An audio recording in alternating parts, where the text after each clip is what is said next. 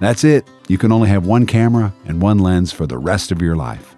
For some people, that might be the case. Now, maybe you're just getting started and that's all you can afford. Or maybe you're having to downsize for one reason or another. Regardless, you have to admit, it does make you wonder. With such a vast selection of cameras and lenses available in today's market, both new and used, what camera and lens would you choose if you could only have one? I mean, think about it. During the Artemis II slingshot around the moon, for photographs the entire world was going to see, what did NASA choose as the primary camera for the mission? The Nikon D5, a DSLR released in 2016. But why select an antiquated camera? I mean, it's a lunar flyby. How often does that occur? You think they'd want something newer, the best camera and lens possible, right?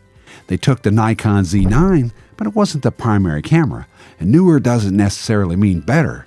NASA simply chose the best camera for the job. Now, I'm sure reliability was a huge factor in this selection process. When you're on your way to the moon, you've made your choice. There's no overnight shipping from B&H Photo, at least not yet. When you think about it that way, choosing a single camera and lens for all your future photography, well, for most of us, that's not an easy task. So, what is the best all-around camera and lens combination? I mean, what would I choose? But more importantly, which one would you choose or should you choose? Let's break it down.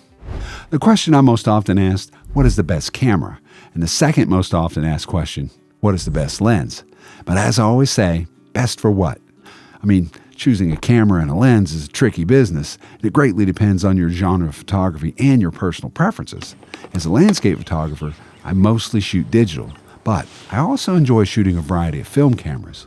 I don't shoot weddings or events. It's just not my thing. But if I did, I'd probably have a few more lenses in my kit. Truly, no one camera and lens fits every situation. But if you were in a pickle and had to downsize and just choose one camera and one lens, you have to admit, it does make you wonder what you might end up keeping. Honestly, I find myself thinking more about the capabilities I'm left with rather than which camera or lens might be the best.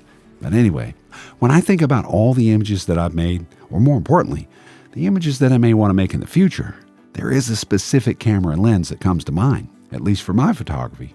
But before I tell you which camera and lens that is, let me first mention film.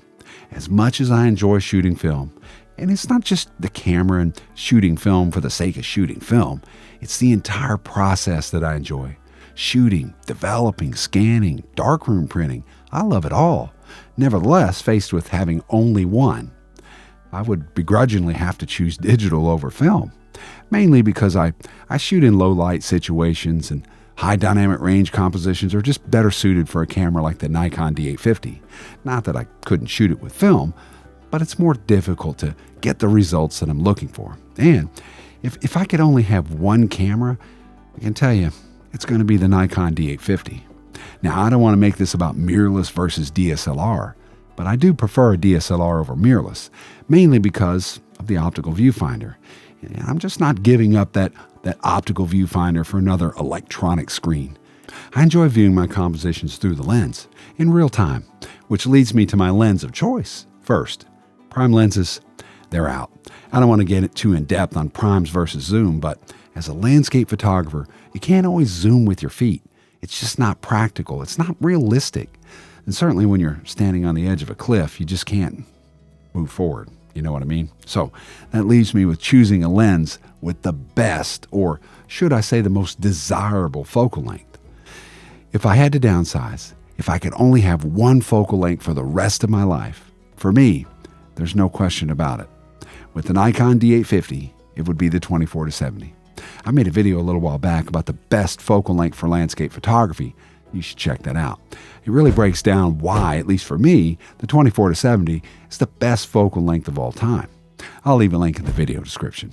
But anyway, whether it's crawling in and out of a cave or scaling a hillside, getting up to crack of dawn, dealing with inclement weather, the Nikon D850 combined with the 24-70, these two workhorses have produced excellent results time and time again, despite being dragged all over the world through all kinds of conditions.